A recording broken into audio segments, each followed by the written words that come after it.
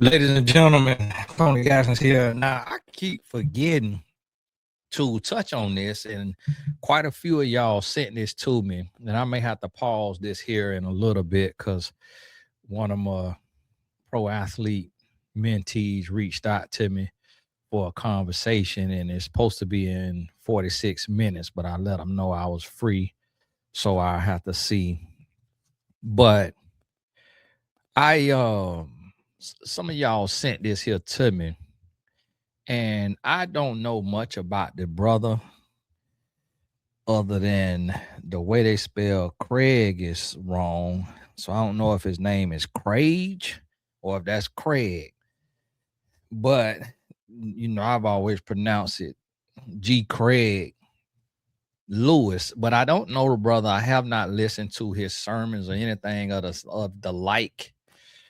All I heard was years ago, he said, you cannot mix the sacred with the profane.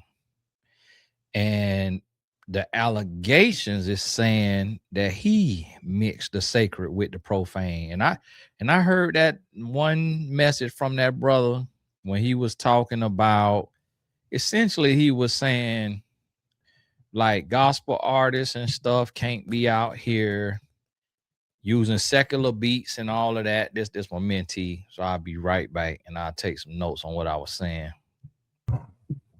Hey, Tony Gasser here. I'm back now. I know it sounds weird for you because you know I pause, but one of my pro athletes had a money question, investing question, and so had been talking to him for the last hour almost, or however long. But ain't got long, only got 24 minutes till my next coaching call, y'all. So we gonna finish this up, and I probably have to do a part 2 or go live and talk about it. We get more of the details. And basically over here, we just studying human behavior and learning the lessons. I'm gonna do a video on the young lady who pretended to be a PA student at the University of Duke School of Medicine or what have you. Supposed to be the #1 PA school in the country. And I got a few clients who are physician assistant, and they make good money too and doing well for themselves. And I don't know if they went to the Duke school, but young lady got out there faking. But back to the brother G. Craig Lewis, I found out about him when he, just like everybody else, when he was standing on business, going after the rappers and all of that about their messaging and the stuff that they do and they talk about. And I really just from a distance, because he was talking so adamantly against that secular music and stuff, I'm like, well, you coming like that now, you really living right. I'd never seen what the brother looked like. Like, I didn't know he looked the way he looked. Now, how had I seen him as a man, I would have read him differently. And so I can tell how a man is based on how he looks, because how we look determines how the world treats us. So based on how a man look, I can tell if he's ever had real emotion and if he's ever been him. And if he has not, he's going to face a lot of struggles in his life when he comes into fame and notoriety. So it's a lot of women that I talk to that are beautiful, and they will all tell you, I don't come at them sideways and I don't try them. And the reason why they'll tell you that is because although they beautiful, to me, they basic, they regular, because I done been out there and I done had the pick. So it doesn't tempt me the way if I hadn't been out there. Had I not been out there flipping and tossing and doing everything I was doing, then I would be intrigued and I would be like, whoa, this woman texting me. Whoa, this woman, my client. Whoa, she got this booty, this bread, this smile, this here, this there. But to me, it's just like, okay, I recognize she's a beautiful woman. But G. Craig Lewis, he kind of looked like a light skinned milk dud. And, it's kind of like a Down syndrome mutant ninja turtle. And so when you have that kind of look, you're gonna struggle. Like, you're not really going to have the pick of the litter. And I'm not picking on him, I'm just kind of describing how he look. And he have that little hump on his head. And when you got that buttable head and like that right there, these women know to try you. They know to try you because they know you're not like that. They know you don't look like that. They know that you really ain't, before you became a pastor, before you got on, they know you weren't flipping and tossing in no real way. And even if you was, they know you still battling a lot of insecurity. So they gonna come shake a tail feather. And they gonna shake a tail feather. And that's what I try to tell you, men. You can't just prepare for tomorrow. You got to prepare for next week. You can't prepare for what's right in front of you. You got to prepare for what's down the street and around the corner. You have to, and this what I try to tell y'all, like the level that I'm preparing for, I literally am prepared to be hired by Beyonce one day. I'm 42. I'm prepared by the age of 55 to be hired by Beyonce, and her just being in a place to where she feel like she the richest black woman, and she want the most desirable black man. She want the only black man who is a celebrity, who has no scandal and who has not fallen, who all his past is behind him. His flipping and tossing is behind him, and that she want to pull Alicia Keys, how she got Swiss beats from Mashonda.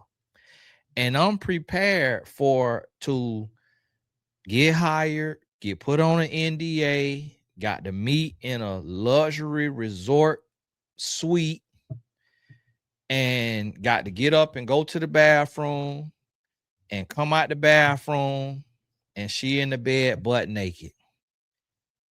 You see how far-fetched that is? But that's what I think about. That's what I'm prepared for. And I literally, and this been 5-10 years. And you know who helped me do that? My wife. Because I would jokingly said one time, man, girl, I wouldn't cheat on you with nobody but Oprah and Beyonce, because they got them B's behind their name. She said, don't say that, because you might meet them one day. She was like, you might get the chance to cheat with them one day. And at that point, for a while, I'm like, hey, girl, you see me like that? I'm happy. I'm like, girl, you see me like that? Like, she was serious. My wife don't joke around like on that kind of stuff. But I was like, dang, you see me like that? But see, at the time, I had been getting hired by celebrities. So the public knowledge was K. Michelle, Evelyn from, the R&B singer, went on her show. A lot of people recognize me from that show still to this day when I be out and about. And then Evelyn Lozada from Basketball Wives, and then Tiffany Cambridge from The Game, mother of his children. So, well, some of his children, because Evelyn's daughter now got a child from him. And so that was public knowledge. My celebrity clients right there, who I went on their shows. So my wife was looking at like, man, what is 2010 and you getting hired by celebrities? And then there was another like mega celebrity couple that I had to sign an NDA on, so I can't say their name. And I got flew out and had to meet and I had to meet the young lady, the wife, and her assistant was with her. but I had to meet them in a hotel room. And they had booked the room for me, but I wasn't gonna stay in the room. So I gave it back to them. So they had it and had to meet in a hotel room. Now she had the assistant with her now. But imagine if she would have told her assistant, hey, leave. And then she would have got in the bed naked, pop pee, wanted to pop pee. I'd have been caught. And so I'd have had a decision to make. And that's what these men don't be thinking about. Like, you really have to, if you see it in your mind, when you see it in real life, you're gonna know how to pass the test. So anytime I meet a woman that I feel is beautiful and could be a temptress, like could be somebody that I could fall for, because I almost fell in my past when I started my career, and I got some close calls to where it was like, woo, woo, boy, could have said the wrong thing, could have went the wrong way. That could have went bad, boy. And so I learned each time I learned. But God hadn't elevated me. God hadn't pushed me into purpose. So I was safe. That's where I call grace. And that's why I tell people all the time, you're gonna be graced. So G. Craig Lewis was out there knocking some stuff off, and God graced him. Because God knows man. After David did what he did with Bathsheba, God ain't surprised about nothing. After God seen the darn apple of my eye, then went out here and then stole this man woman, then put this man on the front line to get killed, and then stole this man woman. God ain't surprised about nothing we do. He already know us. He know our flaws. He know our weaknesses. He know that. And so that's why he called us to certain things. A lot of times people wonder, like, Tony, why you talk to women? And why you? It's because God knows he could trust me. And it's on me to fumble. It's on me to mess that up. And so God called me to this. And it's another thing that I love about the Lord, that he don't move you too fast. If you notice, all the frauds got more followers than me. That's because I'm called by God. So he don't let me grow really fast. I grow because I'm talking sense and it's going to do what it do. But I don't grow as fast as the frauds because my steps are ordered by God. And that's what these guys don't understand. Like, and now, yes, this from a long time ago, what they trying to say, but they saying G. Craig Lewis stuff was in 2016 or something like that. 2011, 2012, 2016. I heard Fred Price Jr. say he went to him in 2020 or 2016, something he said, and it was like, hey, this is what you being accused of, and tried to have that conversation. And basically G. Craig Lewis was just arrogant about it. And that somebody else wrote him, somebody named Seiko wrote him and said, this what I got on you. I'm demanding that you sit down from preaching. And I'm coming out with this stuff. And he said, come on out with it. So he knows he's invincible. And I saw him on a video, G. Craig Lewis addressing the allegations to the church look like. And he was saying that he went through this stuff a long time ago. And that's probably why he never really blew up and I ain't hear nothing else from him, because he was going through these scandals. And he said he apologized, repented to his wife in front of the church and in front of his children. And after the service, his children hugged him for 30 minutes, crying, telling him how much they love him. And that's just the grace that we have as men. Like, it's just what God has graced us like that, to where we can do stupid stuff and nobody turn their back on us. Grandmas and mamas will bail their son and grandson out of jail 50 million times. If they could bail them out the grave, they would. Like, we men get so many excuses and so much grace, it's ridiculous. And we try to cry foul and cry like a baby and play the victim. But G. Craig Lewis was up there talking to a church full of people. And it didn't look like no mega church, but it looked like a couple hundred, or could have been 300 or 400, depending on how far back it went. But he was standing up there, and to me, it sounded like he was talking out the side of his neck. It didn't sound like he was repentant. It sounded like he was lying. Now, I'm gonna be honest with you, as a man, men know men. It sounded like he was lying. And it sounded like he wasn't repentant. And it sounded like he was making excuses. And it sounded like this is how he makes a living now as a pastor. He make a living from being a pastor. I do believe people are so nosy that people will still go to your church just to hear what you're saying because you entertainment now.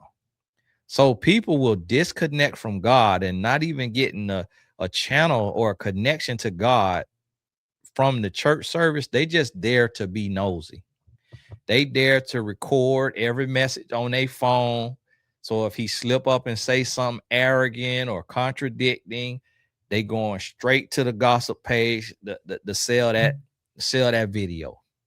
And people will be in there, but what's going to go down is the tithes are going to go down. The tithes and offering going to go down, and then he's going to have to start twisting their arm to come on out.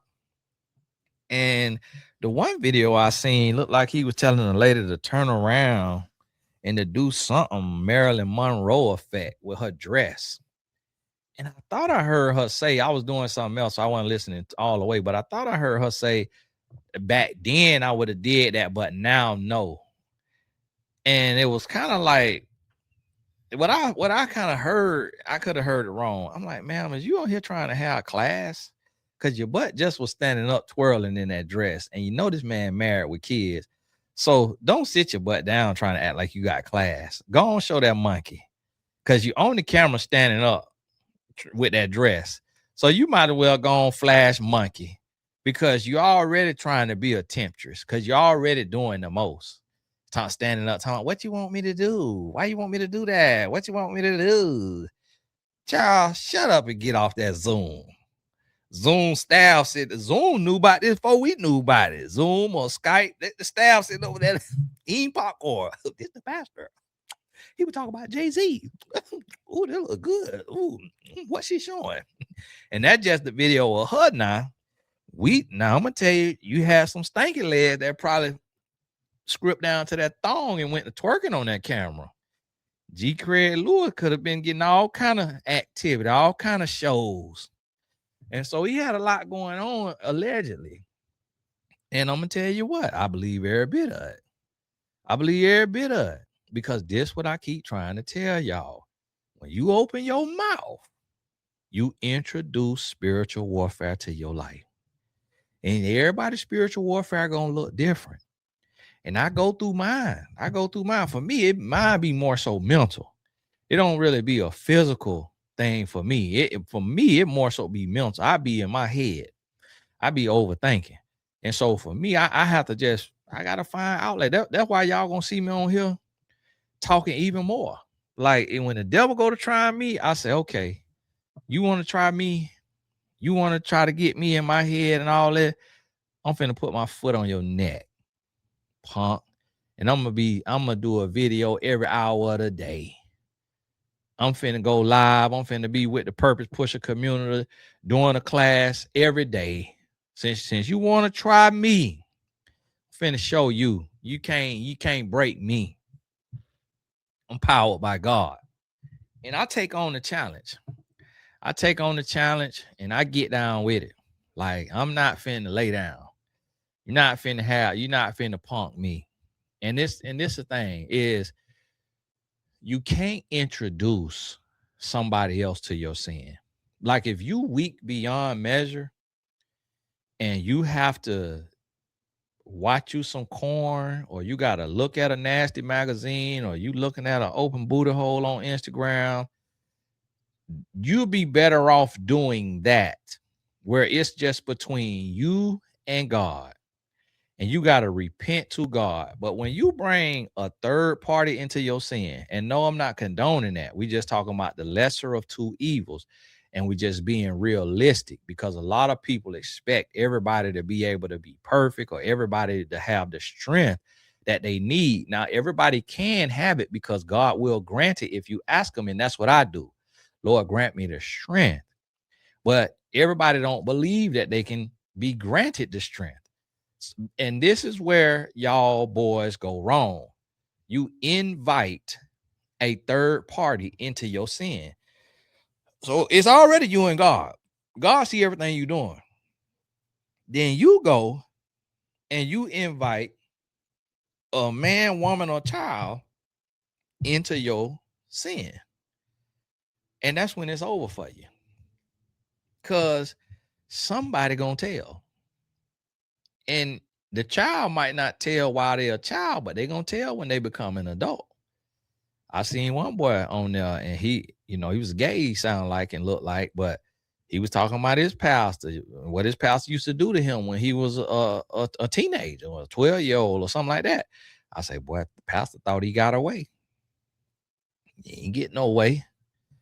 That boy got old enough to tell his story. And so now you got to pay. And so that's the thing. It's like, I got to pass. And it might be one day somebody come out and say, yeah, Tony Gaskin slept with me. Yeah, he slept with me at this point in time. By then, they might have their dates wrong. And they might be trying to say, oh, it was 2026. And I just let them have it, to be honest with you. I just go and tell them and say, child, that was 2002. You're trying to be relevant. Cause why your butt ain't show, where your screenshots at then? Where your text messages at? Where all that at? Child, I was in college. God was a hot mess. Child, you already in my book. I already wrote about you. I went on Oprah and talked about you. And so you just never know. But one thing I do know is we are graced. We are given grace. And so I never forget, young lady dealt with her and was young and dumb. Felt like I shouldn't have dealt with her. And then after I changed my life and I got on, she reached back out to me. Hey, Tony, how you doing? I was going somewhere for a speaking engagement and she lived there. She was like, I live in such and such. And I wrote her back, hey, thank you very much. Oh, okay, that's cool. Nice to know. What she was doing was trying to see if I was still the same person. She was trying to see if I was still the same person. She wanted to see if I was the Tony of old who will flip and toss on a dime. And she wanted to see, okay, now he married, he faithful, he a speaker, he a teacher, he a leader. Let me see if he like every other man. And God illuminated it to me. He showed me. I got to coach in 2 minutes, y'all, so I got to go. And so I was able to sidestep that right there temptation. Like the Bible say, wherever there is temptation, there will be a way of escape. And so Craige Lewis went out there and got into that right there. Y'all forgive my wife text me. And it came out. And here's the thing. This is what I try to tell y'all too. The devil know the work that you're doing. So Craige Lewis had probably hundreds of thousands of people give up secular music. He probably had so many people stop going to concerts, give up secular music, and he probably put a little dent. It could have been 1% dent, which could turn into hundreds of millions of dollars. And he could have cost the industry some money and cost people some fans. And so you know what the devil say? I'm finna set them up. I'm finna hit them way weak. And I'm gonna let them keep talking, keep building. I'm gonna let them get tens of thousands of Christians to believe in him and all of that. I'm gonna let him get to the mountaintop, and then I'm gonna put my size 12 in his back. and I'm gonna kick him off the mountaintop and let everybody watch him fall to his proverbial death. That's how Satan works. He wants you to get comfortable. He wants you to get complacent. He won't let you get caught. He won't expose you right away because he wants you to get complacent. He wants you to take God's grace for granted. And as soon as he know you're taking God's grace for granted, that's when he expose you. Or you think you done got away, that's when he expose you. So, and then you got to put things into context. So he did all this while he was a pastor, and like actively a pastor, actively him, actively that guy, people looking up to him. And that's when you got to pay a price. Had he did it like when he was in seminary school or before he became a pastor, before he, the beginning first year of marriage or fatherhood and just young and dumb, people probably be like, oh, okay, all right. It was a stupid mistake. Every man make the stupid mistake. Is what it is. And just went from there. But the fact that he was on and he was of age and he was old enough and you know better and you doing it, they probably like, no, can't have that now. But hey, God bless you. Let me see if my client pick up the phone. If so, I got to go. Y'all make sure get your free 7 days in the Purpose Pushers community. The link in the description. Join us. We got a call tonight at 8 p.m. Q&A. Hop on, and we'll see you soon. God bless you. Talk soon.